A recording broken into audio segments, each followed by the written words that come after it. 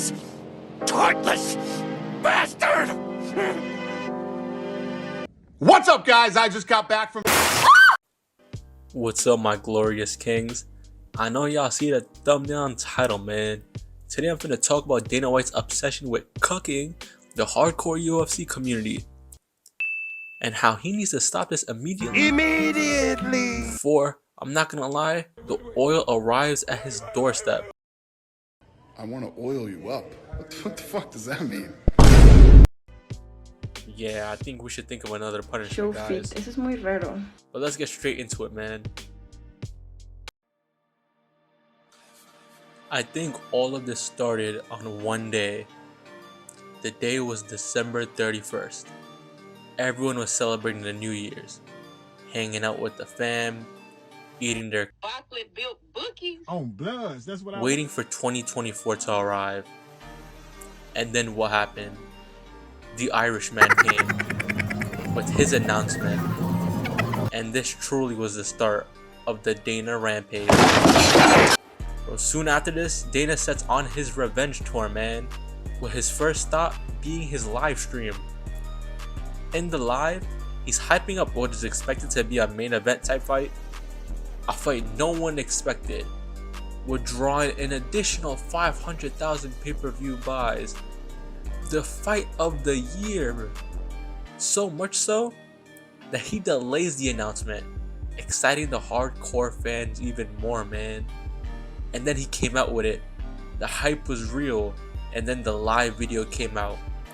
His first announcement was Zhang Wei Li versus Yan Zhao Nan.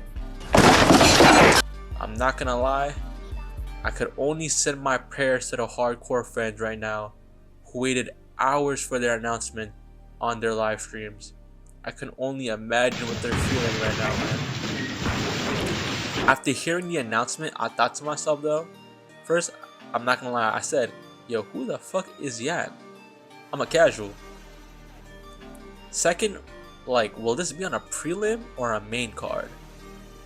But then I obviously knew that this was going to be on the main card for status quo reasons. Embarrassing. But then I'm not gonna lie, after taking some time to like think about it, I was like, you know what, this isn't that bad of a fight. And I believe that's when like I should have noticed that my coping had already begun. But you know, shortly after hearing the announcement, I actually thought to myself, like, Dana will get a lot of hate for this, and deservedly so.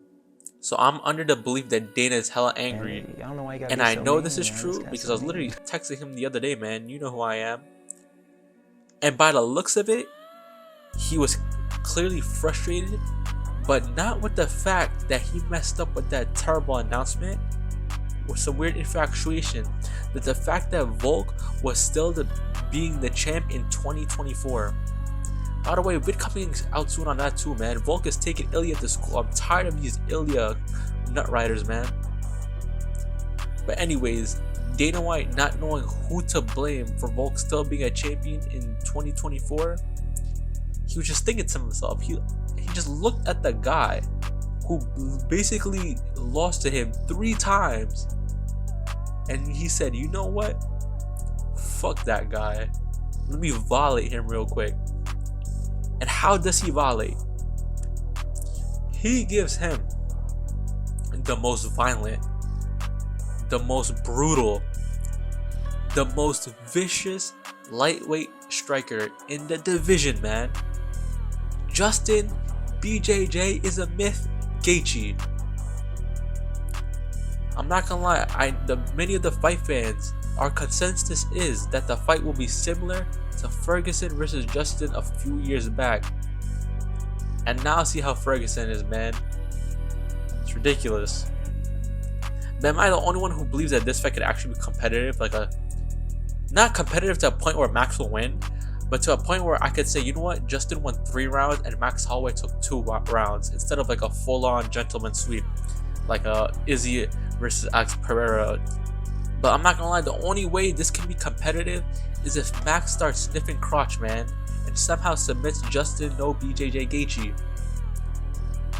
If he actually does this, which he most likely won't, because let's be honest, Max isn't that type of fighter. He wants to get the BMF belt, he has to prove it via BMF qualifications, by BMF violence. So now we can, because of that, I think we can all safely assume that his chances of another belt or obtaining another belt have been completely taken away if he does what I think or what many predict he's gonna do. But I'll say one positive thing though. The only positive thing I'll say is at least they might share pay-per-view points for UFC 300. So you know what? I'll give Dana a check mark for this one, man. At least he's giving bread back to the OGs, the legends of the game. But let's move on, man. Dana White, he finally goes from frustration to acceptance. I think he genuinely realized his mistake of cucking the hardcore fans. And you know what? He tried to make up for that. And you know what? I'll give him the credit for this one, man. It kind of worked. Nathan, are you okay? He announced Davison Figueiredo versus Cody Garbrandt. Then we start hearing news of Bilal Muhammad and Leon Edwards. And then we also have other fight announcements like Makin Giri versus that, I don't know who that dude is. Oh yeah, Alexander Rakic, a nobody, man. And Aljo versus Calvin Kattar. And then we hear other things like Izzy versus Kamza, and now one of the other goats in the division, Diego Lopez. Through like hearing these announcements, it felt like the hardcores were like smiling again. And then what does Dana White do? He does what, in my opinion, what arguably has to be one of the most funniest but most ruthless announcements I've ever seen, man. Breaking news: the great Holly Holm versus Kayla Harrison. Are you serious right now? Bro, the hardcore is become enraged, man. So that I'm not gonna lie, I think we need to close a couple of schools close to these YouTubers. They turned into menaces because of this ridiculous announcement. And again, I'll give them the benefit of the doubt, deservedly so, man. Like, bro, what is this, man? We hear these rumors that at this point might not even be on the card, bro. We hear about Bilal versus Leon.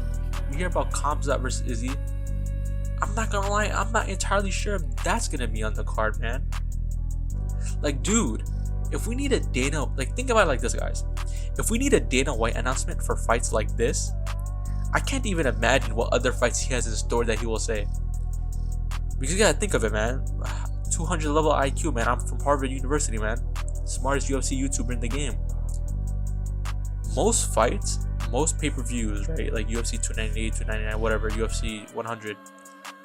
Most of those fights aren't actually announced by him. Only a few of them are, right? Most of them are announced just directly to the UFC page, or if you look into Google, you'll see the fight card, right? Or of the things that he announces, those I will say they're pretty good, right?